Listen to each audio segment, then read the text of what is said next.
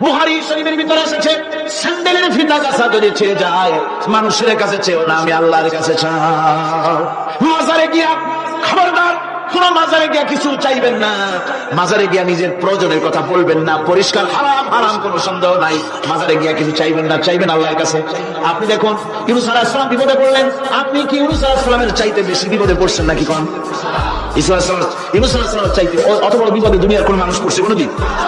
আমার ভাইয়েরা, মাছে গিরে ফেলেছে, মাছ পানির অথর তলদেশে চলে গেছে, মাছের পেটের ভিতরে জানলা নাই, দরজা নাই। হযরত ইউনূস আলাইহিস সালাম লক্ষ্য করলেন, এখন তো আর বাঁচতে পারবো না, বড় সাপত নাই। ইউনূস আলাইহিস সালাম চিৎকার মারলেন, লা ইলাহা ইল্লা আনতা সুবহানাকা ইন্নী কুনতু মিনাজ জালিমিন। পড়েন সবাই, লা ইলাহা ইল্লা আনতা সুবহানাকা ইন্নী কুনতু মিনাজ জালিমিন। লা ইলাহা ইল্লা আনতা, আল্লাহ তুমি ছাড়া কেউ নাই, তুমি ছাড়া কেউ নাই, তুমি ইলাহ নাই, মাবুদ নাই। আমি তোমার পবিত্রতা ঘোষণা করছি, তুমি দয়া করে আমাকে বাঁচাও, আমি আমার নিজের উপর জুলুম করেছি। আমার বন্ধুগণ, এত বড় মারাত্মক বিপদের ভিতরে ইউনূস আলাইহিস সালাম যখন চিৎকার মারলেন, পানির ভিতরে বসে, মাছের পেটের ভিতরে বসে, আল্লাহ রাব্বুল আলামিন চুপ করে থাকলেন না, সঙ্গে সঙ্গে রব্বুল আলামিন জবাব দিয়ে দিলেন, ফাসতাজাবনা লাহু ওয়া নাজ্জাইনাহু মিনাল গাম্মি ওয়া কাযালিকা নুজিল মুমিনিন। আমি বললাম, ইউনূস তুমি বিপদে পড়েছ, তুমি যখন চিৎকার মারলে, তোমার চিৎকারের আওয়াজ দুনিয়ারে কেউ শুনে নাই, কোন রাজা বাদশা, তোমার আত্মীয় বন্ধু বান্ধব কেউ শুনে নাই। নদীর অতল তলদেশে মাছের পেটের ভিতরে বসে যে চিৎকার তুমি মারলে, পৃথিবীর কেউ শুনে নাই, আমি তোমার আরশের মালিক আল্লাহ রাব্বুল আলামিন শুনেছি। শুধু শুনি নাই, জবাব দিয়ে দিলাম, মাছের পেটের ভিতরে বেদনার সৃষ্টি করে দিলাম। মাছ বেড়ে উঠল নদীর উপরে, ব্যথার চোটে মাছ দেখলো, বমি করার ছাড় পথ নাই, মাছ দরিয়ার কিনারে গিয়া বমি করে ভালাই দিল ইউনূস আলাইহিস সালামকে। আল্লাহ বলেন, ইউনূসকে বাঁচাই দিলাম। ও পৃথিবীর মুমিনেরা, শুধু ইউনূসকে নয়, পৃথিবীর মুমিন বান্দারা যখন বিপদে পড়বে আর আমার কাছে যদি তারা প্রার্থনা করে, আমার কাছে সাহায্য চাই, ওয়া কাযালিকা নুজিল মুমিনিন, এইভাবে করে আমি মুমিনদেরকে বিপদ থেকে বাঁচাইয়া দিব। জোরে কাল সুবহানাল্লাহ। দোয়া যাকাত, দোয়া যাকাত। সুতরাং মাসালে না, মসজিদে গিয়ে কাঁদবেন। কোথায় গিয়ে কাঁদবেন? কোথায়? মসজিদে গিয়ে। আমার বন্ধুগণ, আল্লাহ রাব্বুল আলামিন বলেন, ইয়ানসুরকুমুল্লাহু ফালা গালিবা লাকুম। আল্লাহ যদি তোমাকে সাহায্য করেন, তবে কোন শক্তি তোমাকে তার উপরে জয়ী হতে পারবে না, কেউ তোমাকে তার থেকে ফিরাতে পারবে না। আর যদি আল্লাহ তোমাকে জিল্লতি দেন, যদি তোমাকে আল্লাহ পাক লাঞ্ছিত করেন, তোমাকে কেউ সম্মান দিতে পারবে না। দেখুন, ইব্রাহিম আলাইহিস সালামকে নমরুদ আগুনের মধ্যে ভালাই দিবে, জিবরাইল বলছেন, ইব্রাহিম আমার কাছে সাহায্য চাও, আমি তোমার বাঁচাই দেবো, আগুনদারে নিবাই দিব। কত বড় কথা, আমি বাঁচাই দেবো, আমার কাছে বলো না। ইব্রাহিম আলাইহিস সালাম জিবরাইলের কাছে সাহায্য চাইছে, হযরত ইব্রাহিম বলেন, জিবরাইল সাহায্য তোমার কাছে আমি কেন চাইবো? তোমার কাছে সাহায্য চাওয়ার প্রশ্ন ওঠে না, কারণ আমি এমন কোন অন্ধ আল্লাহর ইবাদত করি না যে আল্লাহ তার গোলামের দুঃখ নিজের চোখে না দেখেন। আমি আগুনে পড়ে গেলে, আগুনে চললে পরে আমার আল্লাহ যদি খুশি হন, তাহলে এরকম আগুনে হাজার বার পড়ে জীবন দিতে আমি ইব্রাহিম রাজি আছি। ইব্রাহিম আলাইহিস সালাম আগুনে পড়ে গেলেন, আল্লাহ পাক দেখলেন ইব্রাহিম পাস করছে, কোন ডিভিশন? আগুনের ভিতরে পড়ে গেলেন, আল্লাহ পাক সঙ্গে সঙ্গে আগুনের প্রতি নোটিশ করে দিলেন, ইয়া নারু কুনি বারদাও ওয়া সালামান আলা ইব্রাহিম। আগুন আমার ইব্রাহিমের জন্য শান্তিদায়ক, ঠান্ডা হয়ে যা। সুবহানাল্লাহ ওয়া বিহামদিহি। এই জন্য আল্লাহ রাসূল বলেছেন, ইযা সালতা ফাসআলিল্লাহ, যদি কিছু চাও কার কাছে চাইবা? কে শেখাচ্ছেন? রাসূল। আল্লাহ রাসূল বলছেন, ইযা সালতা ফাসআলিল্লাহ, যদি কিছু চাও আল্লাহর কাছে চাও, ওয়া ইযা ইসতানতা ফাসতাইন বিল্লাহ, আর চাইতে চাও, সাহায্য চাও, সাহায্য চাইবা আল্লাহর কাছে। কার কাছে? কোন মাজারে চাইবেন? কোন মাজারে চাইবেন? কোন কবরস্থানে চাইবেন? কারা কারা যাবেন না, হাত উঁচু করে দেখান। আলহামদুলিল্লাহ।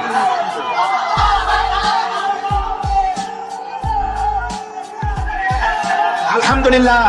ও ভাই বসেন, বসেন। আমি তো দাঁড়াইতে কই নাই, দাঁড়ান কেন? এই তো শেষ করে দিচ্ছি। বিরক্ত হচ্ছেন নাকি? বিরক্ত হচ্ছেন? শেষ হয়ে এলো, একটুখানি জিকির করেন আল্লাহ, আল্লাহ আল্লাহ আল্লাহ আল্লাহ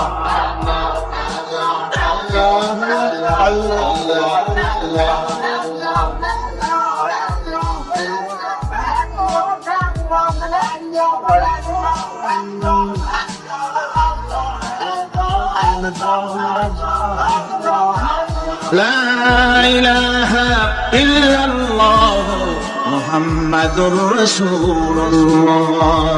ভাইরা, এতক্ষণ আমি যা বললাম, আর রহমান আল্লামাল কোরআন, আল্লাহ আমাদের কোরআন শিখাইছেন, দয়াবান মেহেরবান, তিনি আমাদের কোরআন শিখাইছেন। কোরআন আমাদেরকে তাওহীদ শিখাইছে। কি শিখাইছে? এতক্ষণ তাওহীদের কথা বললাম, এবার শিরকের কথা শুনতে হবে। তাওহীদ বোঝা যাবে না শিরক না জানলে, শিরক বোঝা যাবে না তাওহীদ না জানলে। দিন বোঝা যায় না রাত না বুঝলে, রাত বোঝা যায় না দিন না হলে, টক বোঝা যায় না মিষ্টি না হলে, মিষ্টি বোঝা যায় না টক বা তিতা না হলে।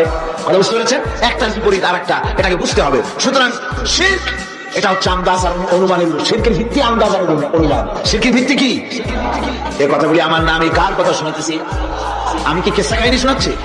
গাঁজাখুরি গল্প? আল্লাহ, আমার আল্লাহ পাক বলছেন, আলা ইন্না লিল্লাহি মান ফিস সামাওয়াতি ওয়া মান ফিল আরদ। যারা আসমানের বাসিন্দা হোক আর জমিনের বাসিন্দা হোক, সব হচ্ছে আল্লাহর মালিকানাধীন। কার মালিকানাধীন? وما يتبع الذين يدعون من دون الله شركاء। যারা আল্লাহকে ছাড়া মন গড়া শরীকদারকে ডাকে, আল্লাহর বাদ দিয়া অন্য শরীকদের যারা ডাকে, তারা এটা ডাকে কিভাবে? ইয়াত্তাবিউনা ইল্লা যান্না ওয়া ইনহুম ইল্লা ইয়াখরুসুন। তারা নিছক আন্দাজ এবং অনুমানের অনুসারী, আসল কল্পনাই করে। সব কল্পনা, কোনো দলিল নাই। মাজারে গিয়া কিছু চাওয়া, এর কি কোনো দলিল আছে? রাসূলুল্লাহ এরকম করেছেন, সাহাবায়ে কেরাম এরকম করেছেন? আগরবাতি দেওয়া, মোমবাতি দেওয়া, চাদর দেওয়া, এগুলো রাসূলুল্লাহ করেছেন না সাহাবায়ে কেরাম করেছেন? এগুলি সব আন্দাজ এবং অনুমানের উপরে করা। শিরক হচ্ছে অন্ধ অনুকরণের পরিণতি। ওই দেখছি মা বাপ করেছে, মুরব্বিরা করেছে, তাই করে। আল্লাহ পাক বলছেন, যদি তাদের জিজ্ঞেস করে সব কাজ করো কেন তারা? রব্বুল আলামিন বলেন, হাউলাই মা ইয়াবুদুনা ইল্লা কামা ইয়াবুদু আবাউহুম মিন ক্বাবল। হে নবী, এরা সেই মিথ্যা খোদাদের ইবাদত করে। কেন করে? প্রশ্ন করা হলে তারা এই জন্যই করে যে তাদের বাপ দাদারই করতে দেখেছে, তাই বাপ দাদাদের অনুসরণ তারা করে, অনুকরণ করে, আন্দাজের উপরে, অনুমানের উপরে। তাদের কাছে কোনো দলিল নাই। এই শিরক থেকে ফিরে থাকার জন্য সূরা লোকমানের মধ্যে দেখুন, হযরত লোকমান তিনি তার সন্তানকে ডেকে বলছেন, ইয়া বুনাইয়া ইয ক্বালা লুকমানু লিবনিহি ওয়া হুয়া ইয়াইদুহু ইয়া বুনাইয়া লা তুশরিক বিল্লাহ ইন্নাশ শিরকা লাযুলমুন আযীম। ইয়া বুনাইয়া, হে আমার নান্না মুন্না লাডলা, হে আমার কলিজার টুকরা সন্তান, ইয়া বুনাইয়া লা তুশরিক বিল্লাহ, খবরদার আল্লাহর সাথে শরীকে স্থাপন করো না। ইন্নাশ শিরকা লাযুলমুন আযীম। শিরক হচ্ছে মস্ত বড় অপরাধ। যারা শিরক করে তারা অপমানিতের শেষ পর্যায়ে চলে যায়, তারা অপমানিত হয়। কিরকম? ওয়ামান ইউশরিক বিল্লাহি ফাকান্নামা খাররা মিনাস সামাই ফাতাখতাফুহু আত-তায়রু আও তাহবি বিহির রিহু ফি মাকানিন সাহিক। আল্লাহর সাথে যারা শিরক করে সে যেন আকাশ থেকে পড়ে গেল। কার কথা এটা? যে ব্যক্তি শিরক করলো সে যেন আকাশ থেকে পড়ে গেল, আর পাখি যেন তাকে মহাশূন্য থেকে ছ মেরে নিয়ে গেল, বাতাস যেন তাকে এক বিরাট প্রান্তর নিয়ে বিন্দু বিন্দু করে ছিন্ন ভিন্ন করে দিল। তার মানে হলো আকাশ থেকে পড়ে যাওয়ার অর্থ হলো তাওহীদের অবস্থান থেকে সরে যাওয়া। পাখিতে সমার অর্থ হলো যখন সে শিরক করে তখন শয়তানের সে ফুটবল হয়ে যায়। শয়তানের কি হয়? শয়তানের ফুটবল হয়ে যায়। বাতাস নিয়ে নেওয়ার অর্থ হলো লালসা এবং নফসের প্রবৃত্তির ভিতরে লোকটি নিমজ্জিত হয়ে যায়। সুতরাং অপমান এবং লাঞ্ছনা পাওনা থাকে যারা শিরক করে তাদের জন্য। আল্লাহ শিরকের ব্যাপারে একটা দৃষ্টান্ত দিচ্ছেন। আল্লাহ পাক কোরআন শরীফে অনেক দৃষ্টান্ত দিয়েছেন। দৃষ্টান্ত দিলে লোকেরা বোঝে ভালো, ঠিক কিনা কন?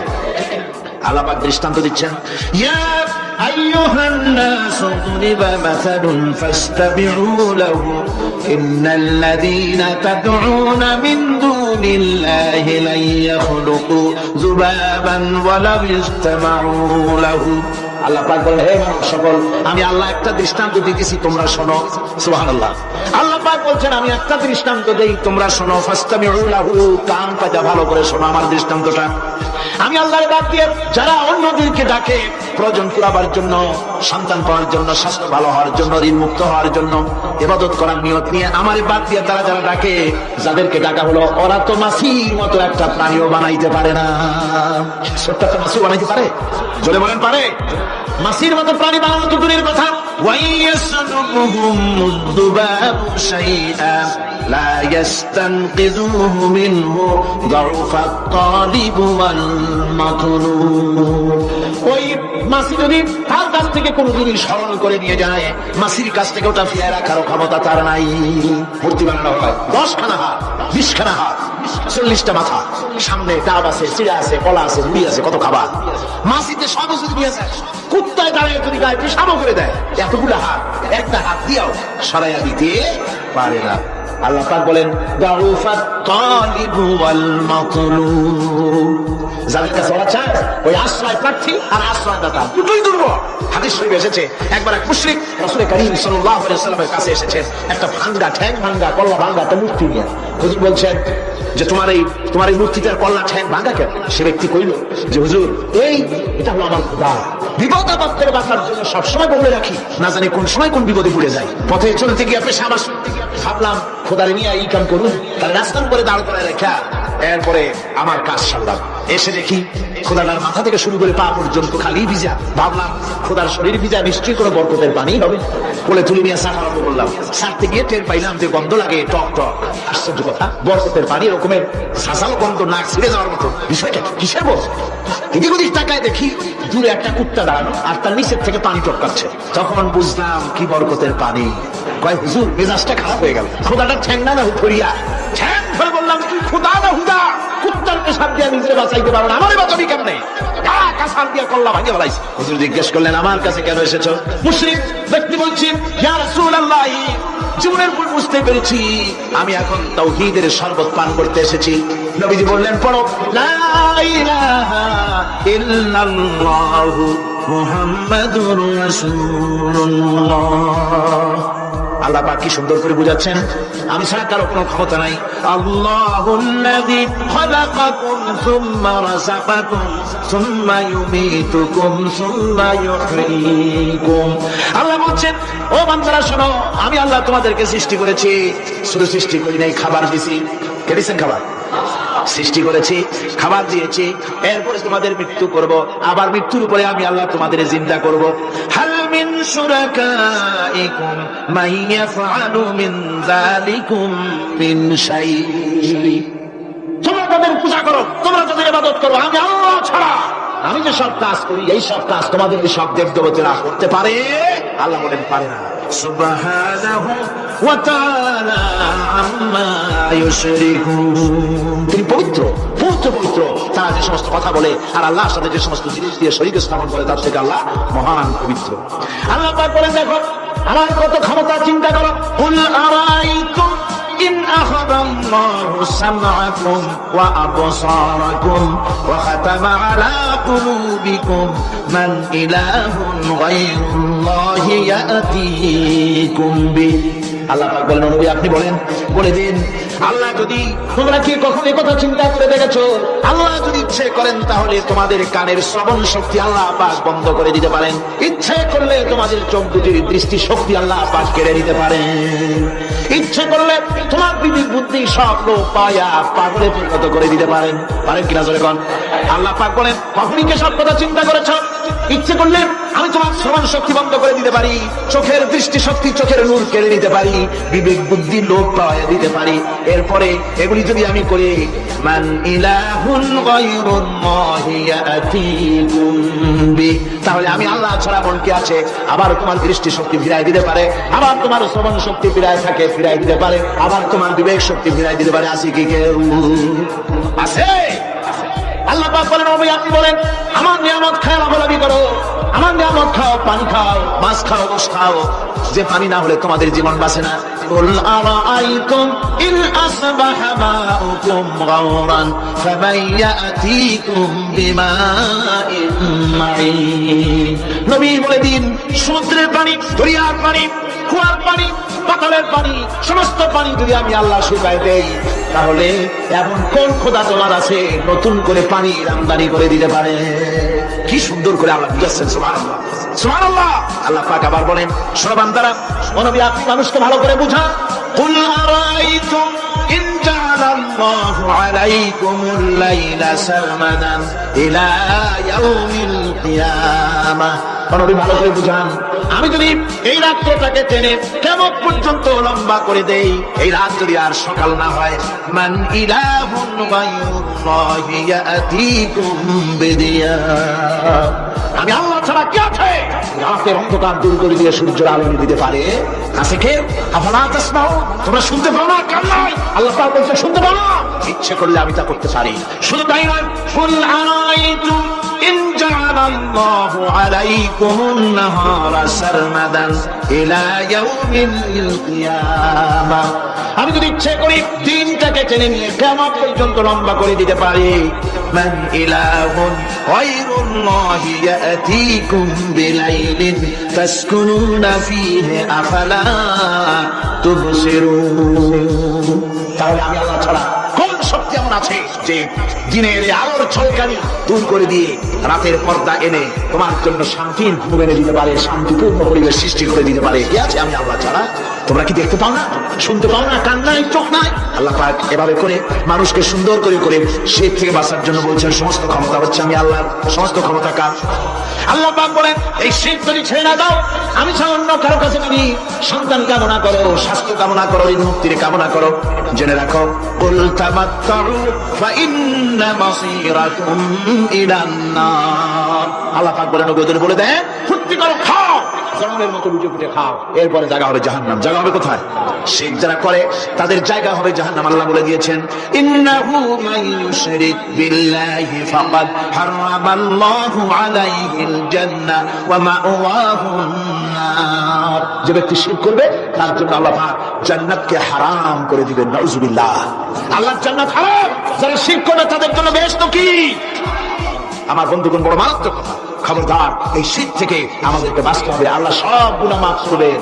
শিরকের গুনাহ আল্লাহ পাক বলছেন ইন্নাল্লাহা লা ইয়াগফিরু আন ইউশরাকা বিহি ওয়া ইয়াগফিরু মা দুনা যালিকা লিমান ইয়াশা।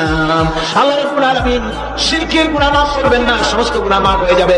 শিরকের গুনাহ রাব্বুল আলামিন মাফ করে দিবেন না। ওয়া মান ইউশরিক বিল্লাহি ফাকাদ ইফতারা ইসমান আযীমা, যারা শিরক করলো তারা আল্লাহর সাথে মিথ্যা আরোপ করলো, জুলম করলো আল্লাহর উপরে। নাউযুবিল্লাহি মিন যালিক।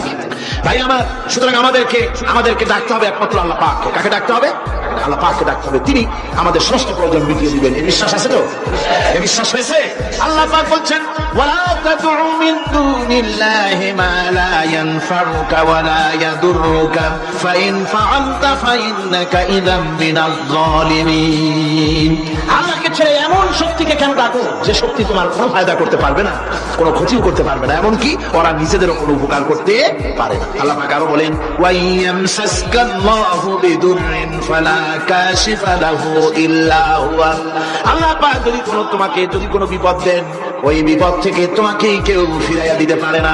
ওয়াইয়ুরিদিকা বিখাইরিন ফালা রাদ্দা লিফাদলি, আল্লাহ পাক যদি তোমার কোনো অনুগ্রহ করতে চান, তোমাকে যদি কোনো সাহায্য করতে চান, সেই সাহায্যের মুখেও তোমাকে কেউ প্রতিরোধ করে তুলতে পারে না, আল্লাহর সাহায্য ফিরাই দিতে পারে না। সুতরাং সবকিছু মালিক হচ্ছে না আল্লাহ, চাইতে হবে আল্লাহর কাছে। বলুন তো জোরে সোরে, হায়াতের মালিক কে? সমস্ত মুসলমানদেরকে চিল্লায় বলতে হবে, দাঁড়ানো মানুষ, বসা মানুষ, সব মুসলমান একযোগে শরীরের সুস্থ শক্তি দিয়ে বলুন হায়াতের মালিক কে? মওতের মালিক কে? হাসাবার মালিক কে? কাঁদাবার মালিক কে? খেতে দেওয়ার মালিক কে? মৃত্যু দেওয়ার মালিক কে? সব কিছুর মালিক কে? আল্লাহ সুবহানাহু ওয়া তাআলা। তিনি হচ্ছেন একমাত্র আমাদের প্রভু। আল্লাহ রাব্বুল আলামিন বলেন ওয়া'বুদুহু ওয়াশকুরু লাহু ইলাইহি তুরজাউন, ওই আল্লাহর ইবাদত করো, তার শুকর আদায় করো, তার দিকেই আমাদের সকলকেই ফিরে যেতে হবে। আমরা বিপদে পড়ি, মুসিবতে পড়ি, যে অবস্থায় থাকি, আল্লাহ আমাদেরকে বাঁচান, রক্ষা করেন, এই বিশ্বাস আমাদের মনের মধ্যে সবসময় থাকতে হবে। আমরা ঝড়ের মধ্যে পড়ি, বৃষ্টির মধ্যে পড়ি, বিপদে পড়ি, যেখানেই থাকি, যত কষ্ট করি, সব জায়গায় আল্লাহ আমাদের হেফাজত করেন। কে করেন? হেফাজত। সুতরাং কোনো মাজারে নয়, কোনো কবরে নয়, আপনারা এর থেকে, এই সমস্ত শিরক এবং বিদআত থেকে আপনাদেরকে বাঁচতে হবে। আকাশ থেকে, জমিন থেকে, খাদ্য, রিজিক, ভালো সবকিছু আল্লাহ পাক আমাদেরকে দেন। আল্লাহ, এই সমস্ত কাজে আল্লাহর কোনো শরীক নাই। আছে নাকি কোনো শরীক? যদি থাকে কুল হাতু বুরহানাকুম ইন কুনতুম সাদিকিন, যদি তোমাদের কোনো দলিল থাকে, যদি সত্যবাদী হও তোমাদের দাবিতে, তাহলে সেই দলিল তোমরা নিয়ে আসতে পারো। আমাদেরকে পরিষ্কারভাবে সবকিছু চাইতে হবে আল্লাহর কাছে। এই ঈমান আজকে পোক্তা হলো তো? যারা বলেন পোক্তা হলো? الذي جعل لكم الأرض مهدا وجعل لكم فيها سبلا لعلكم تهتدون তিনি আল্লাহ যিনি তোমাদের জন্য এই পৃথিবীটাকে সমতল করেছেন, এই পৃথিবীটাকে সুন্দর করেছেন, সমতল করে দিয়েছেন। আর তোমাদের চলার জন্য তিনি রাস্তা তৈরি করেছেন, সমতল জমিনের উপরে করে দিয়েছেন, পৃথিবীটাকে সমতল করেছেন, মাটিটাকে সুন্দর করেছেন, রহমত করেছেন। তিনি পৃথিবীর মানুষকে বসবাসের জন্য একটা পৃথিবী বানালেন, কিন্তু সেই পৃথিবীতে সেই মাটিটা এমন হলো যেটা এত শক্ত যা বিল্ডিং করা যায় না, যেখানে মাটি খোসা যায় না, জমিন চাষ করা যায় না। জমিন কি এরকম শক্ত? জোরে বলেন, এরকম শক্ত? এরকম শক্ত না। আবার বৃষ্টি পড়লে যে কাদা হয়, ওই রকম যদি জনমের মতো আল্লাহ কাদা বানাই দিতেন যে মানুষ দাঁড়াইতেই পারে না, কাদার মধ্যে ডুবে যায়, এরকম যদি অবস্থা হতো তাহলে এই পৃথিবীর এই জমিনের উপরে মানুষ বাড়িঘর বানাইতে পারতো না। ঠিক কিনা? আল্লাহ পাক বলছেন আমি একটা ভারসাম্যের মাধ্যমে এই পৃথিবীকে, এই জমিনকে সৃষ্টি করছি, এবং এই জমিন যেন তোমাকে নিয়ে নড়াচড়া করতে না পারে সেজন্য আমি পাহাড় দিয়েছি। পাহাড়গুলিকে কিলকের মতো, পেরেকের মতো খিল মেরে দিয়ে পৃথিবী তার ভারসাম্য রক্ষা করেছি, যাতে করে তোমাকে নিয়ে টালমাটাল হতে না পারে। এই সুন্দর করে পৃথিবীটা বানালাম। তারপরে وَلَقَدْ مَكَّنَّاكُمْ فِي الْأَرْضِ وَجَعَلْنَا لَكُمْ فِيهَا مَعَائِشَ قَلِيلًا مَا تَشْكُرُونَ। আল্লাহ পাক বলেন আবার দেখো, এই জমিনে আমি তোমাদেরকে প্রতিষ্ঠিত করেছি, আর জমিনের উপরে তোমরা যাতে রুজি রোজগার করতে পারো সে ব্যবস্থাও আমি করে দিয়েছি। জমিন সৃষ্টি করেছি, আবার রুজি রোজগার করবে সে ব্যবস্থাও আমি তোমাদের জন্য করে দিয়েছি। এই পৃথিবী তুমি চাষাবাদ করবে, তাতে ফসল হবে সে ব্যবস্থা করে দিয়েছি, বাড়িঘর বানাবে সে ব্যবস্থা করে দিয়েছি। তারপরে পৃথিবীর এই মাটির নিচে তোমার জন্য সম্পদ রেখেছি, সমুদ্রের ভিতরে, নদীর ভিতরে, সেখানেও তোমার জন্য সম্পদ রেখেছি। আমি রহমান, সব প্রয়োজন মিটিয়েছি। শুধু এর জন্য নয় যে সৃষ্টি করলাম, এবাদত করলাম আর জাহান্নামে পাঠিয়ে দিলাম, তা তো না। তোমাকে আমি সৃষ্টি করেছি, তোমার প্রয়োজন, যত প্রয়োজন তোমার ছিল জীবনে, সমস্ত প্রয়োজনগুলি আমি মিটিয়েছি। আল্লাহ পাক বলছেন وَهُوَ الَّذِي سَخَّرَ الْبَحْرَ لِتَأْكُلُوا مِنْهُ لَحْمًا طَرِيًّا وَتَسْتَخْرِجُوا مِنْهُ حِلْيَةً تَلْبَسُونَهَا। আল্লাহ পাক বলেন এই সমুদ্রকে আমি আল্লাহ তোমার নিয়ন্ত্রিত, তোমার নিয়ন্ত্রণাধীন করে দিয়েছি সমুদ্রকে, আর তার ভিতরে তাজা মাংস, তাজা গোশত তোমার জন্য রেখেছি, খাবার রেখেছি।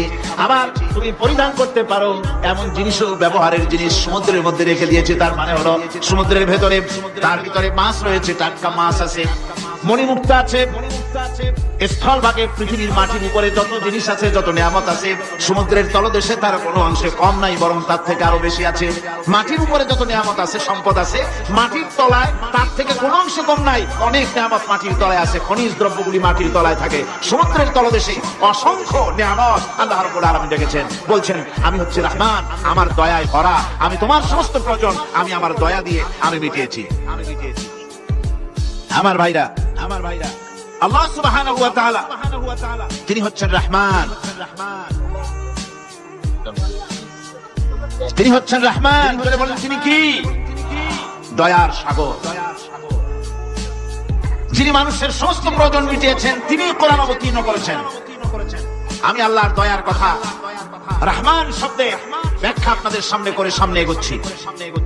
আল্লাহ পাক বলছেন যে আমি এই পৃথিবী সৃষ্টি করলাম, মাটিতে তোমাদের জন্য চতুষ্পদ জন্তু সৃষ্টি করেছি, বাতাসের উপরে পাখিরা সাঁতার কাটছে, আর পানির ভিতরে মৎস্যরাজি রয়েছে।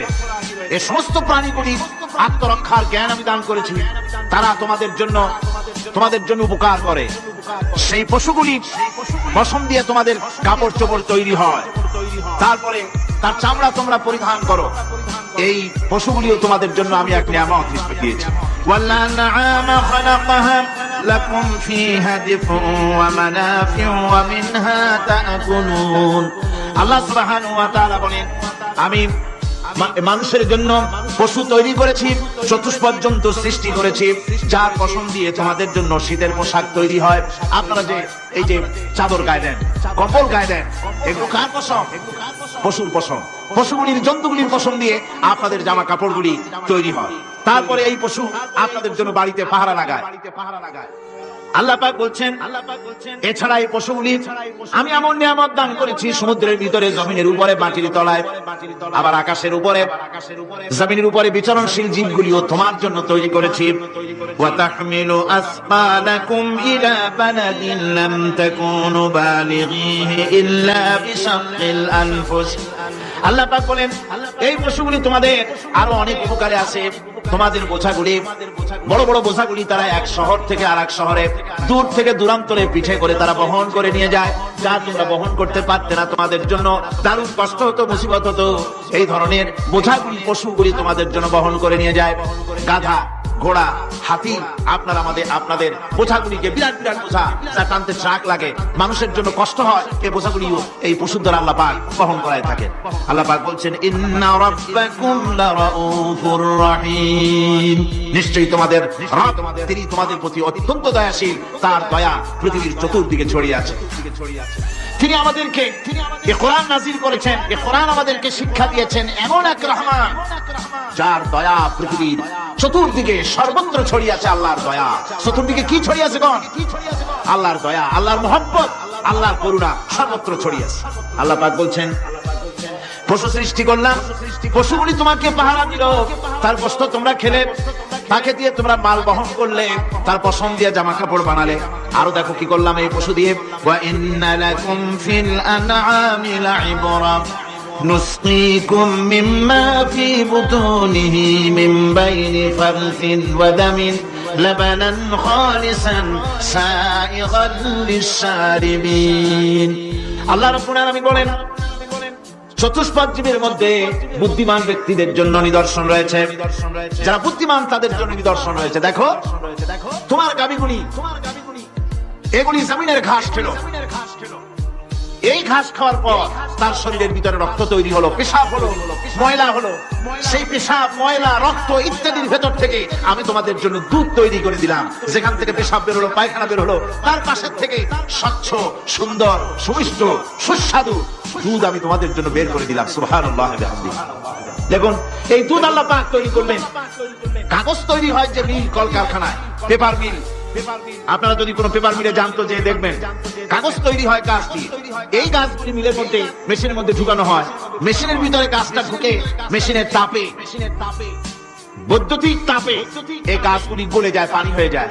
তারপরে ছাকনা থাকে, নেট থাকে, কয়েকটা নেট থাকে, সেই ছাকনাগুলির ভিতর থেকে ছেঁকে এরপরে সেই পানিটা চলে আসে প্লেটের উপরে, এসে আস্তে আস্তে শক্ত হতে হতে সেটা কাগজে পরিণত হয়ে যায়। পানিটা আস্তে আস্তে কাগজে পরিণত হয়ে যায়। তো এই কাগজ তৈরি করতে গিয়ে কাগজটা থেকে যে ছাকনাগুলি দেওয়া হলো, নেট দেওয়া হলো, যাতে করে কোনো আবর্জনা না যায়, সেজন্য এতগুলি নেট সিস্টেম আছে, এতগুলি ছাকনার সিস্টেম আছে। কিন্তু তারপরেও এত সাবধানতা সত্ত্বেও আমরা দেখি কাগজে লিখতে গেলে কাগজের মধ্যে লিপের সাথে অ্যাক্সিডেন্ট হয়ে যায়, এ ধরনের আবর্জনা কাগজের মধ্যে দুই একটা থেকে যায়। অনেক কাগজের মধ্যে এরকম পাওয়া যায়, যায় কিনা ভাই? এবার আপনি দেখেন কাগজ তৈরি করার জন্য মিল কলকারখানার ভিতরে, পেপার মিলে এতগুলো নেটের ব্যবস্থা থাকে, ছাকনার ব্যবস্থা থাকে, তারপরেও আবর্জনা কিছু কাগজের মধ্যে চলে আসে, দুই একটা থেকে যায়। কিন্তু ঘাস খেলো, কুড়া খেলো, খড় খেলো, ভুসি খেলো, তুষি খেলো, গাবিতে খেলো, খাওয়ার পরে আল্লাহ রাব্বুল আলামিন এ দিয়ে দুধ বানালেন, এ দিয়ে পায়খানা হলো, পেশাব হলো, রক্ত হলো। দুধ যখন দহন করলেন, দুধ দহন করার সময় একটা ঘাসের কণাও কি তার মধ্যে পেয়েছেন? পাওয়া গেছে? যায় নাই। অথচ দুধ থাকে যে বাটের মধ্যে, ওটা কি বলে? ওলান বলে নাকি? যে ওলানের ভিতরে দুধ থাকে, ওইটা কাকে দেখেন জবাহ করে, গরু জবাহ করে ওলানটা কাকে দেখেন, ওর ভিতরে কোনো নেট আছে, কোনো জাল আছে, কোনো ছাকনার ব্যবস্থা আছে? কিচ্ছু নাই। সুবহানাল্লাহ কইতে ইচ্ছে করে না ভাইরা? আল্লাহ রাব্বুল আলামিন বলেন এইভাবে করে পশুর ভিতরে তোমার জন্য কত, এক পশুতে কত উপকার করলাম। গোশত খাওয়ালাম, চামড়া দিয়ে জামা বানায় দিলাম। প্রচন্ড শীত পড়ে যেখানে, কানাডায়, ইউরোপে, আমেরিকায় প্রচন্ড শীত পড়ে কোন কোন এলাকায়। দক্ষিণ আমেরিকায়, কানাডার একটা এলাকা আছে যেখানে এবার আমি সফর করে এসেছি। 12 মাস বরফ পরে, সেখানে বরফ আর বরফ ছাড়া কিছু নাই, সমস্ত রাস্তাঘাট সব বরফ আর বরফ। সেখানে এই প্রচন্ড শীতের ভিতরে মানুষ কিভাবে থাকবে? সুতা দিয়া তৈরি করা কাপড়ে শীত কিছুতেই মানতে পারে না। আমি তো গেছি এমন এক জায়গায়, কানাডা এবং আমেরিকা যেখানে ছিলাম, সেখানে শীত ছিল -11 টেম্পারেচার, -11। এখন বুঝেন যে ঠান্ডাটা কি পরিমাণ। মুখের থেকে থুতু ফেললে আপনি চেহারা ফিরাতে পারবেন না, এর মধ্যে আপনার থুতু বরফ হয়ে যাচ্ছে। এই রকমের প্রচন্ড ঠান্ডায় সব রকমের কাপড় চোপড় যা ছিল এগুলো সব কিনে গায়ে দিয়ে আমি একজন তিনজন হয়ে গেছি ঘুরিয়া। তারপরেও আমার মনে হচ্ছে ঠান্ডা আমার হাত দিয়ে স্পর্শ করতেছে। তাহলে বরফের দেশ যেটা স্টিমরা যেখানে বাস করে সেই মানুষগুলির অবস্থা কি? ওই স্টিমরা যেখানে বাস করবে 12 মাস যেখানে বরফ পড়বে ওই জায়গার মানুষগুলো কি করে কি গায়ে দিয়া বাঁচবে? এ পরিকল্পনা এই চিন্তা দুনিয়ায় কেউ করে নাই, রহমান করেছেন। আল্লাহ রাব্বুল আলামিন পশু তৈরি করেছেন, পশুর গায়ে পশম দিয়েছেন, চামড়া দিয়েছেন, সেই জায়গার মানুষগুলি চামড়া দিয়া জামা তৈরি করে গায়ে লাগায়, শীত ঢোকে না। সুবহানাল্লাহ, চামড়া দিয়ে জামা তৈরি হচ্ছে, কাপড় চোপড় তৈরি হচ্ছে। আল্লাহ বলেন এভাবে করে কত কিছু হলো। চামড়া দিয়া জামা বানাইলা, পশম দিয়ে শাল তৈরি করলে, কম্বল তৈরি করলে, বস্তুগুলো পাইকারি ধরে খাইলে জমের খাওয়া। তারপরে হাড্ডিগুলি দিয়া শাক তৈরি করলে, এই পশু তোমাকে পাহারা দিল বাড়িতে, কুত্তায় সারা রাত পাহারা দেয় তোমার বাড়িতে। কুত্তা আবার পুলিশেও চাকরি করে। ইংল্যান্ডে লন্ডনে দেখেছি আপনার সেখানে কুকুর, ওকে ট্রেনিং দেওয়া হয়, কুকুর পুলিশে চাকরি করে। কোন পুলিশ আছে হাবিলদার, সাব ইন্সপেক্টর, তবে কুত্তা জানে না যে সাব ইন্সপেক্টর কিনা আছে। বিভিন্ন বিভাগ তাকে দেওয়া হয়েছে এবং তারা একটু নির্ভরযোগ্য। শুধুমাত্র চোরের ছবি আর তার ব্যবহৃত জামা কাপড় একটুখানি নাকে শুকাই দেবে কুত্তাকে, পুলিশ আর যাওয়া লাগবে না। এই কুত্তা পুলিশই যথেষ্ট। খুঁজে আসো, সব যদি একবার তার নজরে এসে যায় আর ছাড়াছাড়ি নেই, তাকে হাজির করবে, পুলিশের সামনে এনে হাজির করবে। তো এই কুকুর বাড়িতে পাহারা দিচ্ছে আপনার জন্য, তারপরে পুলিশের দায়িত্ব পালন করতেছে। মানুষ মরে গেলে কোথায় মরেছে সেগুলি সন্ধান করে নিয়ে আসতেছে, মাইন কোথায় পোতা আছে তা খুঁজে নিয়ে আসতেছে। কত উপকার আল্লাহ পাক করছেন। আল্লাহ পাক বলছেন, দেখো বান্দা, তোমার জন্য এই ধরনের অসংখ্য নিয়ামত আমি দান করেছি। আর নিয়ামতগুলি কার থেকে আসছে? ওয়ামা বিকুম মিন নি'মাতিন ফামিনাল্লাহ। যত নিয়ামত বান্দা তোমার জন্য তুমি পেয়েছো, সমস্ত নিয়ামত আমি আল্লাহ রাব্বুল আলামিনের পক্ষ থেকে এসেছে। সব নিয়ামত কে দিয়েছেন? যারা বলেন কে দিলেন? আল্লাহ পাক দিলেন। আল্লাহ পাক বলেন, এইভাবে করে আমি আমার নিয়ামত দিয়ে, রহমত দিয়ে তোমাকে আমি সৃষ্টি করেছি, তোমাকে লালন পালন করতেছি। একটি মানুষ যতই সংকীর্ণ এবং অসভ্য জীবন যাপন করুক না কেন, সে পৃথিবীতে যেখানে বসবাস করে সেখানে বসে সে অন্তত তার চতুর্দিকে কত নিয়ামত সে লাভ করতেছে তা সে চিন্তা না করে পারে না। সে যদি চিন্তা করে তাহলে অবশ্যই এগুলি তার জ্ঞানের মধ্যে আসবে। একজন কৃষক, সে নির্জন একটা কুটিরে বাস করে, সে আল্লাহর সৃষ্টি নৈপুণ্যতা বুঝুক আর না বুঝুক, আকাশ কেন সৃষ্টি হলো, জমিন কেন সৃষ্টি হলো, এই কথা যদি জিজ্ঞাসা করা হয় কৃষককে, সে তো ভালো করে তা বুঝবে না। কিন্তু অন্তত এতটুকু কথা একটা মূর্খ, একজন চাষী যে প্রত্যন্ত একটা অঞ্চলে বাস করে, একটা নিবিড় পল্লীতে বাস করে, অজপাড়াগায় বাস করে, কোন শিক্ষার আলো পৌঁছায় নাই, স্কুল নাই, কলেজ নাই, বিদ্যুৎ নাই, হসপিটাল নাই, রাস্তা নাই, টেলিফোনের ব্যবস্থা নাই, এমন একটা জায়গায় একটা নিরেট, একটা মূর্খ, একটা চাষী একটা ঘরের মধ্যে বাস করে। সে পৃথিবীর আল্লাহর সৃষ্টি নৈপুণ্যতা আর কিছু বুঝুক আর না বুঝুক, এতটুকুন কথা তো সে বোঝে যে আমি যদি অসুস্থ হই তাহলে এই গাছপালার পাতা শিকড় পেটে খেলে আমি রূপমুক্ত হয়ে যাই। আমি প্রচন্ড রোদ্রে যখন পুড়ি গাছের তলায়, আমি ছায়া নিলে পরে আমি তখন আরাম পাই, ঠান্ডা পাই। এই গাছগুলি তার তরুণ বয়সে আমাকে ফল দেয়, গাছ যখন বড় হয় তখন সে আমাকে ছায়া দেয়। এই গাছের তক্তাগুলি দিয়ে, গাছ দিয়ে কাঠ হয়, তা দিয়ে তক্তা হয়, তা দিয়ে খুঁটি হয়, তা দিয়ে আড়া হয়, তা দিয়ে নৌকা হয় ইত্যাদি সে বুঝতে পারে। তাছাড়া এই গাছ যখন বুড়ো হয়ে গেল, শুকিয়ে গেল, তখন এই গাছ দিয়ে আগুন জ্বালায়া আমি রান্না বান্না করি। গাছ এত আমার উপকার করছে, তার দ্বারা উত্তাপ পাই, আলো পাই, এত কিছু পাই। একটা মূর্খ লোক চিন্তা করলে এতগুলি জিনিস সে অনুভব করতে পারে এবং এরপরে তার চিন্তা চলে যায় যে এই সমস্ত নিয়ামত এমনি এমনি হয় নাই, নিঃসন্দেহে একজন এগুলি সৃষ্টি করেছেন, তার নাম আল্লাহ। তার নাম কি? তার নাম রহমান। যারা বলেন তার নাম কি? রহমান। তিনি সৃষ্টি করেছেন, তিনি এগুলি দান করেছেন। এই বৃক্ষরাজি আল্লাহ পাক বলছেন, লিল্লাযী জাআলা লাকুম মিনাশ শাজারিল আখদারি নারান ফাইযা আনতুম মিনহু তুকিদুন। আল্লাহ রাব্বুল আলামিন বলেন, সেই দয়াময় আল্লাহ রাব্বুল আলামিন গাছ সৃষ্টি করেছেন, আর এই গাছটি সৃষ্টি করে দিয়েছেন তোমাদের কাজের জন্য, যা দিয়ে তোমরা আগুন জ্বালাও, চুলা জ্বালাও, রান্না বান্নার কাজ করো। ওয়া রাহমাতি ওয়াসিআত কুল্লা শাই। আমার রহমত ঘিরে আছে আমার গোটা পৃথিবীকে, সর্বত্র আমার রহমত আর রহমত। এই কোরআন শরীফ শিক্ষা দিয়েছেন তিনি আর রহমান আল্লামাল কোরআন। এই কোরআন শিক্ষা দিয়েছেন সেই মহান আল্লাহ রাব্বুল আলামিন, যিনি হচ্ছেন রহমান, যার দয়া দিয়ে গোটা পৃথিবী পরিব্যাপ্ত হয়ে আছে। এক মুহূর্তের জন্য চিন্তা করুন, এক মুহূর্তের জন্য চিন্তা করুন, আল্লাহ পাকের দয়া যদি না থাকতো তাহলে কি অবস্থা হতো? এই পৃথিবী আছে, পৃথিবী আছে কিন্তু কোনো সৌন্দর্য নাই, আকাশ আছে কিন্তু কোনো তারকা নাই, তারকা আছে কিন্তু তাতে কোনো আলো নাই, গাছ আছে কিন্তু তাতে কোনো সবুজ শ্যামলিমা নাই, আওয়াজ আছে কিন্তু তাতে কোনো সুর নাই, মানুষ আছে কিন্তু তার দেহের মধ্যে কোনো ঐক্য নাই। এই জাতীয় একটা পৃথিবীর চিন্তা মানুষ করতে পারে না, এটা একটা কবরস্থানের মতো অবস্থা হয়ে যাবে। আল্লাহ পাক বলছেন দেখো আকাশ বানাইছি, আবার সেই আকাশ দেখতে যেন সুন্দর হয় সেজন্য তারকা প্রদীপ দিয়ে আকাশকে সাজাইছি। সুবহানাল্লাহ। আল্লাহ রাব্বুল আলামিন বলেন ওয়ালাকাদ যায়্যানাস সামাআদ দুনিয়া বিমাসাবিহ।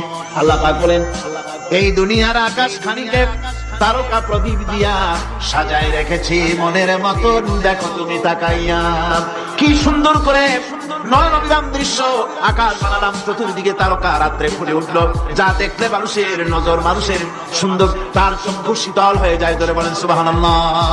সুন্দর করে এই আকাশটাকে আমি সাজিয়েছি।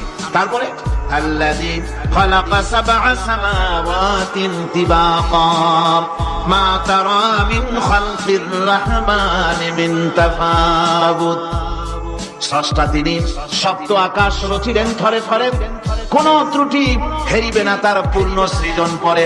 চাও তুমি তার সৃষ্টি বানে, দেখো কিছু ভুল চোখ, ফিরাও তোমার নয়ন খানি, ফিরাও তোমার মুখ, অক্ষমহীন দৃষ্টি তোমার সৃষ্টিতে পাবে ফাঁকি, ফিরাও তোমার নয়ন খানি, ফিরাও কাঙ্গালাকি। আল্লাহ পাক বলেন আমার আকাশের দিকে তাকাও, বারবার তাকাও, সূর্যের দিকে তাকাও, চন্দ্রের দিকে তাকাও, গাছপালার দিকে তাকাও, তাকায় দেখো কোনো ভুল আছে নাকি, ভালো করে দেখো কোনো ভুল আছে নাকি। আল্লাহ পাক বলেন আবার তাকাও, দেখতে দেখতে তোমার চক্ষু দুর্বল হয়ে তোমার কাছেই ফিরে আসবে, আমার সৃষ্টি নৈপুণ্যতার ভিতরে কোনো ভুল পাবে না। সুবহানাল্লাহ। একজন দরবেশ সাহেব তিনি একবার এই সূরার পড়তেছিলেন, মুখস্থ তেলাওয়াত করতেছিলেন, একটা গাছের তলায় বসে, একটা বট গাছের তলায় বসে এটা তেলাওয়াত করতেছিলেন। যখন তিনি পড়লেন হাল তারা মিন ফুতুর, আমার সৃষ্টি নৈপুণ্যতার ভিতরে কোনো ভুল পাওয়া যায় নাকি? দরবেশ সাহেব চিত হয়ে শুয়ে শুয়ে তেলাওয়াত করতেছেন আর বলছেন আল্লাহ রাব্বুল আলামিন তোমার সৃষ্টি নৈপুণ্যতার ভিতরে কোনো ভুল ধরার ক্ষমতা তো কোনো মানুষের নাই।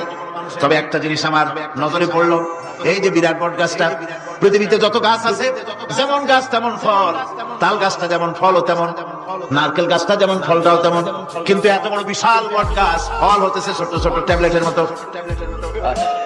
গাছটা যেমন ফলটা তেমন হয়নি।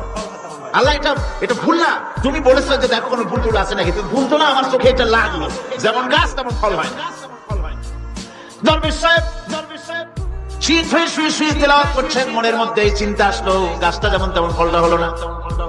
দরবেশ সাহেব বলেন এই চিন্তা করতেছি, হঠাৎ করে একটা দমকা হওয়া বয়ে গেল, ডালে ডালে বাড়ি লেগে গেল, একটা আদা পাকা বটের ফল অনেক উপর থেকে বৃন্তচ্যুত হয়ে ছট করে এসে আমার নাকের উপরে ফট করে পড়লো। নাকের উপরে এমন ভাবে পড়ছে নাকটা জ্বলে উঠছে, আমি সেজদায় পড়ে গেলাম। দরবেশ সাহেব বলেন আমি সেজদায় পড়ে গেলাম, চোখের পানি ফেলে আল্লাহর দরবারে মাপ চাইলাম, বললাম রব্বুল আলামিন তোমার কোন জিনিসের ভিতরে কোনো খুঁত নাই, নিখুঁত জিনিস তুমি বানাইছো, কোনো ভুল নাই।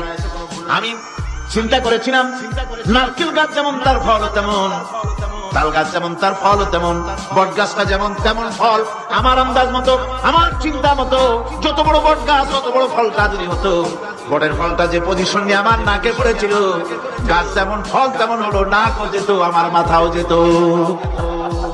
আল্লাহ রাব্বুল আলামিন বলেন দেখো বান্দা আমার সৃষ্টি নৈপুণ্যতার মধ্যে কোনো ভুল পাবে না। সুবহানাল্লাহ, কোনো ভুল নাই, বারবার তাকাও, কোনো ভুল পাবে না। আল্লাহ সুবহানাহু ওয়া তাআলা সুন্দর করে বানিয়েছেন, যা দেখবেন শুধু সুন্দর আর সুন্দর।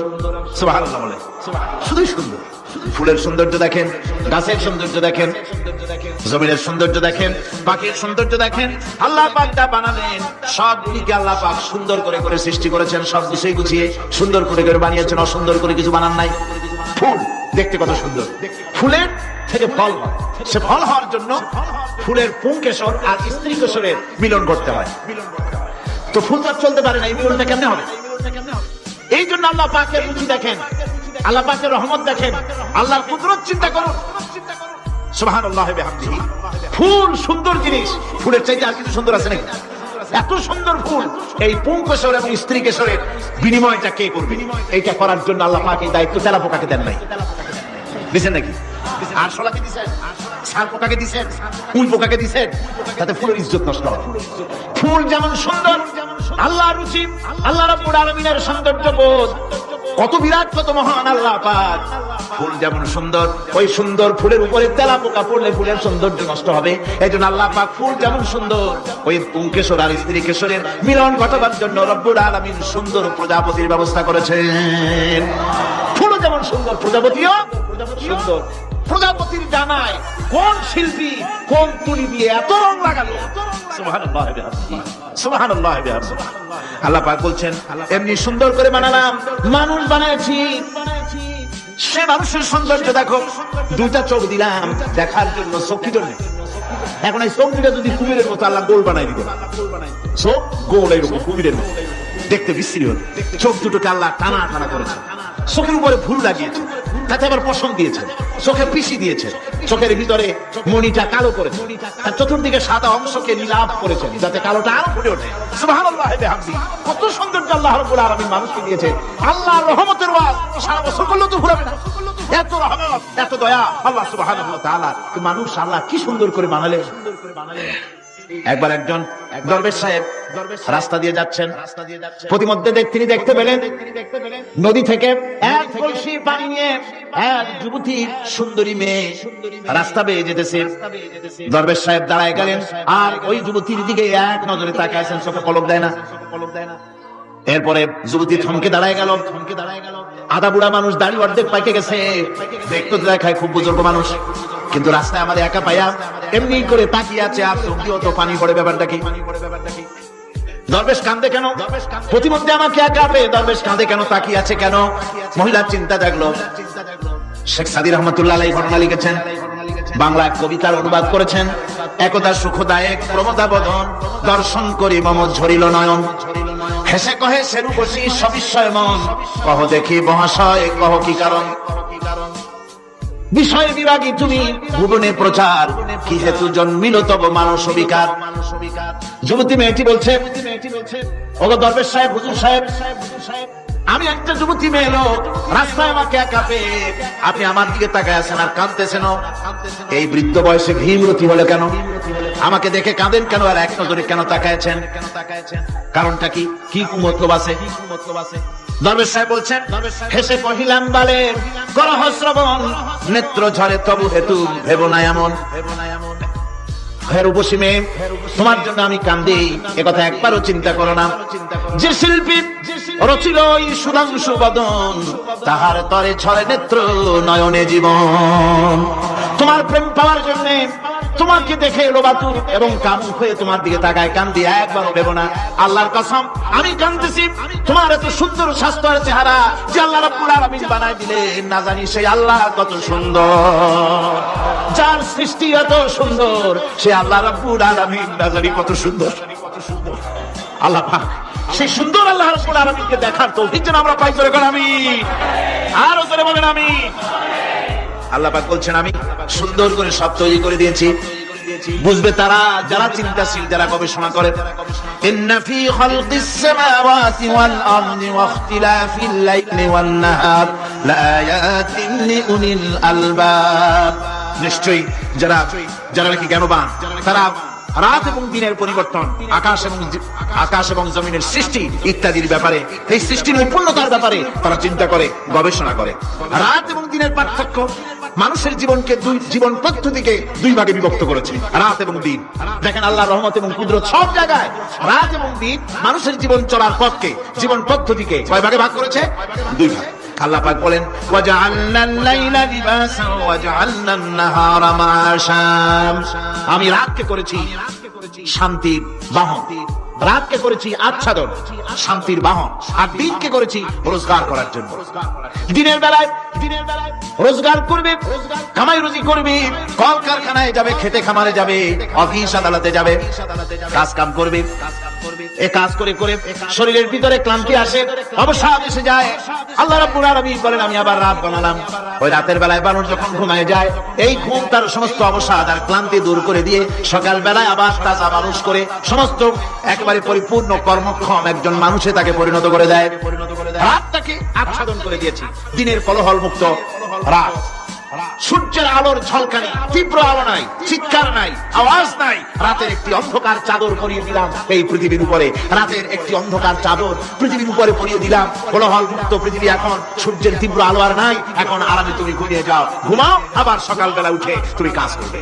আল্লাহ পাক বলেন, আমি এভাবে ومن رحمته جعل لكم الليل والنهار لتسكنوا فيه ولتبتغوا من فضله। আল্লাহর রহমতের ভিতরে এটাও রহমত, আল্লাহর করুণা, আল্লাহর দয়া যে তিনি দিনকে করেছেন রুজি কামার জন্য, রাতকে করেছেন তিনি তোমাদের জন্য ঘুমাবার জন্য, বিশ্রামের জন্য। এই ব্যবস্থা আল্লাহ রাব্বুল আলামিন করেছেন, যিনি তোমাদেরকে দুপুর বেলায় বিকেল বেলায় তোমাদেরকে অবসাদ গ্রহণের জন্য, আরামের জন্য দুপুর এবং বিকাল সকাল ইত্যাদি তৈরি করেছেন। কোরআন শরীফের ভিতরে আল্লাহ পাক এই সমস্ত কথাগুলি ব্যাখ্যা সহকারে বলে দিচ্ছেন যে আমার রহমত ওয়াসিআত রাহমাতি কুল্লি শাই, সমস্ত জিনিসে চতুর্দিকে তুমি যেখানে আছো তার চতুর্দিক আকাশ এবং জমিন আমার রহমত তোমাকে ঘিরে রেখেছে। এই কোরআন নাযিল করেছেন সেই আল্লাহ, সেই রহমান, যার দয়া সর্বত্র ছড়িয়ে আছে। আল্লাহ পাক বলছেন, এরপরে তোমাকে সৃষ্টি করলাম, জমিন সৃষ্টি করলাম খাবারের জন্য। আমার রহমতের বিষয়টা দেখো, আমি এমন দয়াবান, এমন মেহেরবান। এবার তোমার খাবারের জরুরত হলো তুমি কি খাবে, সেজন্য এই জমিনের ফসলের ব্যবস্থা আমি আল্লাহ করেছি। জোরে বলেন সুবহানাল্লাহ। জমিন শুকায় গেছে, বৈশাখ মাসে, জ্যৈষ্ঠ মাসে প্রচন্ড রৌদ্রের তাপে জমিন শুকায় গেছে। এই জমিনে তুমি ফসল ফলাবে কি করে? যদি না পানি দিয়ে জমিনটারে ভিজায় দেই। আল্লাহ বলেন জমিন ভিজাবার দায়িত্ব আমি নিলাম। আল্লাহুল্লাযী আরসালার রিয়াহা ফাতুসিরু সাহাবা। সমুদ্রের পানি, লবণাক্ত পানিগুলি বাষ্পীয় আকারে উত্থিত হয়ে যায়, মেঘমালায় পরিণত হয়ে যায়। বাতাসকে বলি এই মেঘকে টেনে নিয়ে যাও অমুক জায়গার উপরে। মেঘ চলে এলো। আল্লাহ বলেন ফাসুকনাহু ইলা বালাদিন মাইয়িতিন ফাআহইয়ানা বিহিল আরদা বাদা মাউতিহা কাযালিকান নুশুর। আল্লাহ পাক বলছেন বৃষ্টির পানি পড়লো, মরা জমিন জিন্দা হয়ে গেল। এই মরা জমিন জিন্দা হলো। এরপরে তুমি বীজ বপন করলে, ধান বপন করলে, গম বপন করলে, মাটির খাসলাত হলো সব পচায় দেওয়া। মাটির খাসলাত কি? কথা বুঝেন না? মাটির ধর্মটা কি? পচায় দেওয়া। যা রাখেন পচে যাবে, লোহা রাখেন জং ধরে যাবে, পাথর রাখেন আস্তে আস্তে, এ ধরনের যেসব জিনিস রাখেন আস্তে আস্তে করে ধ্বংস হয়ে যাবে, পচে যাবে। ওই মাটির ভিতরে ধান এবং গম, আপনার ফসল, আপনার খাদ্য, আপনার রিজিককে আমানত করে দিলেন। আল্লাহ পাক ওটাকে হেফাজত করলেন। এরপরে ওর ভিতর থেকে পাতা অঙ্কুরিত হয়ে বেরিয়ে এলো। এখন কেউ যদি বলে আল্লাহ যদি পানি না দেন, আল্লাহ যদি বৃষ্টিটা না দেন, তাহলে আমার অসুবিধাটা কি? আল্লাহ বলেন দেখো বৃষ্টিটা তো আমি দিলাম। বৃষ্টিটা কে দিলেন?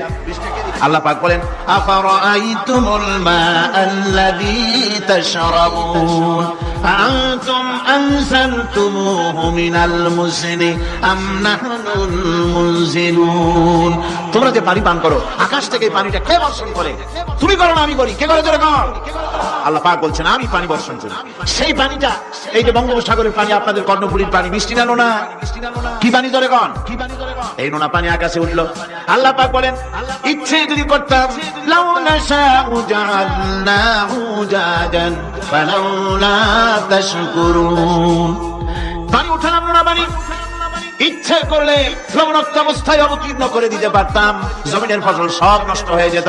কিন্তু আমি নোনা পানি উঠাইয়া ওই পানিগুলিকে বৃষ্টি করে আমি নাজিল করি। জোরে গান সুবহানাল্লাহ। বৃষ্টি পানি অবতীর্ণ করে দিলাম। এখন মানুষ বলে আল্লাহ পানি না দিলে কি হইতো? আমাদের খাল আছে, বিল আছে, সাগর আছে, নদী আছে, পুকুর আছে, হাওড় আছে, টিউবওয়েল আছে, ডিপ টিউবওয়েল আছে। আল্লাহ বৃষ্টি না দিলে তো কি হয়ে গেল আমাদের? আল্লাহ পাক জবাব দিয়েছেন কুল আরাআইতুম ইন আসবাহা মাউকুম গাওরান ফামান ইয়াতিকুম বিমাইন মাইন।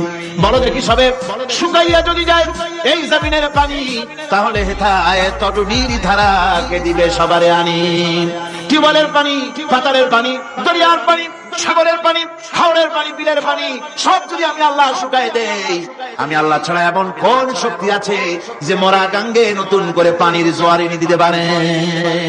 আছে কেউ? কেউ নাই। আল্লাহ পাক বলেন দেখুন আমার রহমত এভাবে করে আমি পানি দিলাম, বৃষ্টি দিলাম, এবার গাছ উঠলো, বীজ বপন করছিলাম, গাছ উঠলো। আনতুম আনশাতুম শাজারাতাহা আম নাহনুল মুনশিউন, মাটি থেকে এই গাছকে কে উৎপন্ন করে দিল? ভাই বেটা কে দিল? তুমি দিছো না আমি দিয়েছি? কে দিয়েছে? তোরে কর, জোরে চিল্লা এখন কে দিল? আল্লাহ পাক বলেন গাছ উদ্গত করে দিলাম, গাছ এবার বড় হলো। এই গাছ আল্লাহ রাব্বুল আলামিন এই গাছ তৈরি করলেন।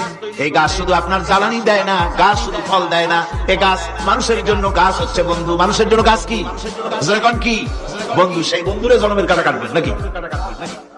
এই গাছ তৈরি হচ্ছে, গাছ বন্ধু কি করে?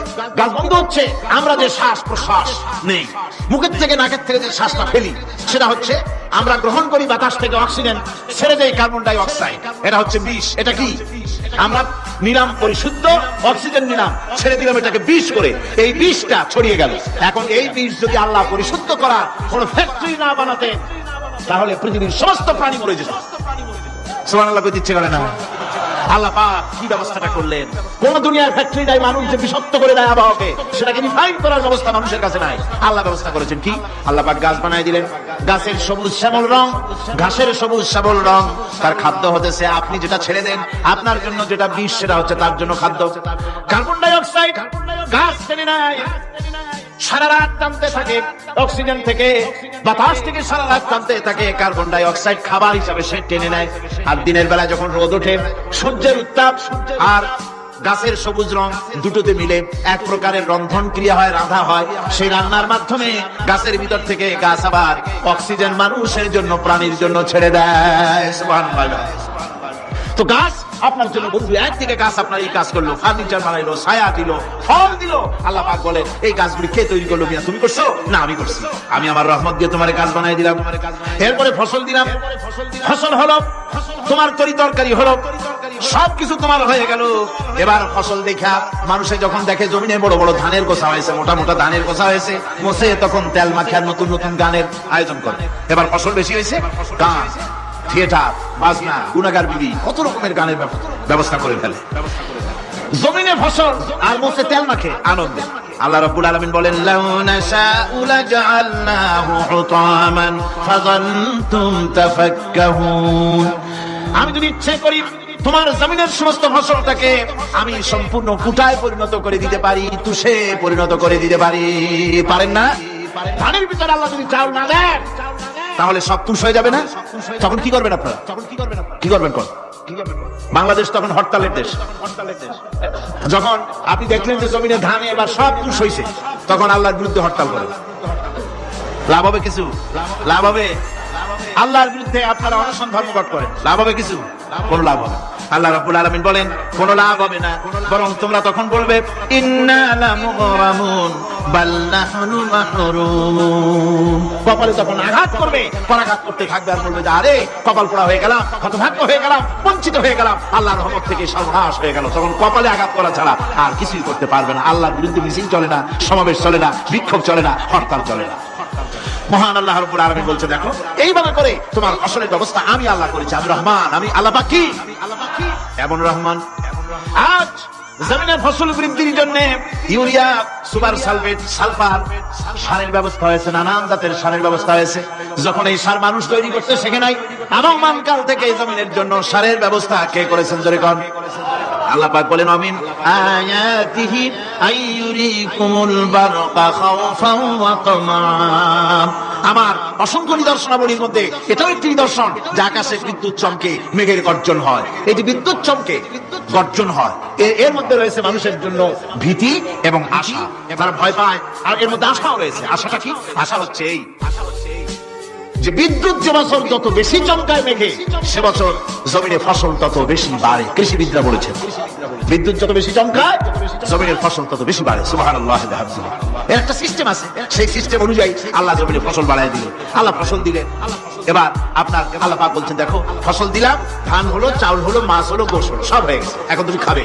রান্না বান্না হয়ে গেল। রহমত আমার দেখো, আমার রহমতটা দেখো। এ কোরআন শিখাইছেন সেই আল্লাহ রাব্বুল আলামিন, যার নাম রহমান। জোরে বলেন তার নাম কি? রহমান। চাউল হয়ে গেছে, চাউল তো শুধু ভর্তা বানায় খাওয়া যাবে না, ভাত হয়েছে, আটা দিয়া রুটি তৈরি হয়েছে, কি দিয়া খাবেন? আল্লাহ রাব্বুল আলামিন আপনার পুকুরের ভিতরে মাছ দিয়া দিলেন, জন্তু জানোয়ার দিলেন, চার পায়া জানোয়ারের গোশত হালাল করে দিলেন, পাখির মাংস আল্লাহ রাব্বুল আলামিন হালাল করে দিলেন। এখন মাছ হলো গোশত, মাছ আর গোশত সিদ্ধ করে খাওয়া যাবে? জোরে বলেন যাবে? যাবে না। তার গন্ধ নষ্ট করতে হবে আর সুঘ্রাণ সৃষ্টি করতে হবে। এই গন্ধ নষ্ট করে সুঘ্রাণ সৃষ্টি করার জন্য লবঙ্গ তৈরি করলেন কে? কথা কন না কেন? এলাচি কার? দারচিনি কার? লবণ কার? মরিচ কার? হলুদ কার? পেঁয়াজ কার? সুবহানাল্লাহ। এত নিয়ামত আল্লাহ রাব্বুল আলামিন বলেন, ওয়া ইন তাউদ্দু নি'মাতাল্লাহি লা তুহসুহা। আমার নিয়ামত গণনা করে করে আমার নিয়ামত গুণে শেষ করতে পারবে না, এত নিয়ামত আমি দান করেছি। এরপরে তরি তরকারি হলো, মাছ গোশ খেতে খেতে অস্থির হয়ে যাবে, তারপরে তরি তরকারি দিলাম, শাক সবজি দিলাম, সবকিছু আমি আল্লাহ রাব্বুল আলামিন দিয়েছি। আমার নাম রহমান, তোমার সমস্ত প্রয়োজন আমি দিয়েছি, মিটাই দিয়েছি। এবার তরি তরকারি হলো আর মানুষ তরি তরকারি খাইলো, আল্লাহ শুকর আদায় করলো না? শুকর আদায় করে? এত সুন্দর মজার কদু, সেই কদু খায়, আর কদু খাইয়া মোসে তাও মারে আর বলে স্বাদের লাউ বানাইলো বইলেন। আল্লাহ শুকর আদায় করে, আল্লাহ নিয়ামতের শুকরিয়া আদায় করে। আমার ভাইয়েরা, আল্লাহ রাব্বুল আলামিন বলেন, এই পৃথিবীর আমি রহমান, কোরআন আমি শিখাইছি আমি রহমান। এমন রহমান শুধু মানুষকে খাবার দেই না, এই পৃথিবীর সকল প্রাণীকে আমি খাবার দেই। জোরে কান সুবহানাল্লাহ। সকল প্রাণীর খাবার কে দেয়? ওয়ামা মিন দাব্বাতিন ফিল আরদি ইল্লা আলাল্লাহি রিজকুহা। এই পৃথিবীর বুকে এমন কোন বিচরণশীল জীব নাই যে জীবের রিজকের দায়িত্ব আমি আল্লাহ গ্রহণ করি নাই। সমস্ত রিজকের দায়িত্ব কে নিয়েছেন? চিল্লায় এখন আল্লাহ সুবহানাহু ওয়া তাআলা। আচ্ছা আপনি কত দেখি, একজন জমিদার, একজন বড় লোক, চৌধুরী, খুব বড় লোক, তার বাড়িতে 20 জন লোক গেছে রাতের বেলায়। 20 জন লোক গিয়ে মেহমান হইলো। মেহমান হইয়া তারা বলতেছে, সাহেব আমরা তো মেহমান, আমি এক একজন এক এক রকমের খাবার চাই। একজনে বললো আমি হরিণ খাবো, আর একজনে কয় আমি মুরগি খাবো, আর একজনে বললো আমি খরগোশ খাবো, আর একজনে বললো আমি হাতি খাবো, আর একজনে বললো আমি ছাগল খাবো। 20 জন মানুষের ভিতরে 20 রকমের খাবার চাইলো। একজনে কয় বোয়াল মাছ খাবো, আর একজনে কয় রুই মাছ খাবো।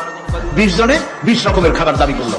বলেন জমিদার তো বাড়িদারে, জমিদারের বাপ, সেও কি পারবে 20 জনের 20 জনকে 20 রকমের খাবার পরিবেশন করতে? কোন প্রস্তুতি ছাড়া পারবে? কোন প্রস্তুতি ছাড়া, কোন প্রস্তুতি ছাড়া। জমিদার হোক, রাজা বাদশা হোক, 20 জন মানুষের খাবার 20 রকমের দিতে পারে না। আর আল্লাহ এমন রহমান, এই পৃথিবীর লক্ষ কোটি কোটি জাতির প্রাণীকে কোটি কোটি রকমের খাবার আল্লাহ রাব্বুল আলামিন পরিবেশন করতেছেন। সাপের খাবার একরকম, ব্যাঙের খাবার আর এক রকম।